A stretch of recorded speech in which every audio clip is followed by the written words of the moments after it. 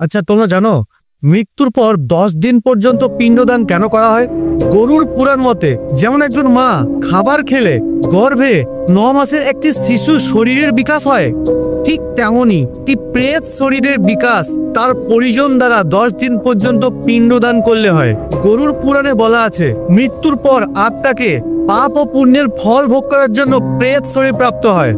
অতএব প্রথম দিনে পিণ্ডদানের ফলে সেই প্রেত শরীরের মাথা তৈরি হয়, দ্বিতীয় দিন ঘাড় গর্দান, তৃতীয় দিন হৃৎপিণ্ড, চতুর্থ দিন পিঠ, পঞ্চম দিন নাভি, ষষ্ঠ দিন কোমর, সপ্তম দিন জাং, অষ্টম এবং নবম দিন হাঁটু এবং পা তৈরি হয়। তারপর দশম দিন পিণ্ডের পর ওই প্রেত শরীরে ক্ষুধা ও পিপাসা উৎপন্ন হয়। এই পিণ্ড শরীর ধারণ করে ক্ষুধার্ত আর পিপাসায় ওই প্রেত শরীর একাদশ আর দ্বাদশ 2 দিন ভোজন করে।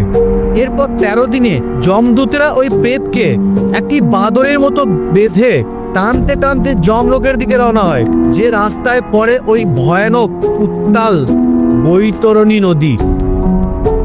এরপর কি হয় সেটা জানার জন্য তোমাদেরকে 10 জনকে কমেন্ট করতে হবে, তারপরে আমি নেক্সট পার্ট আনবো।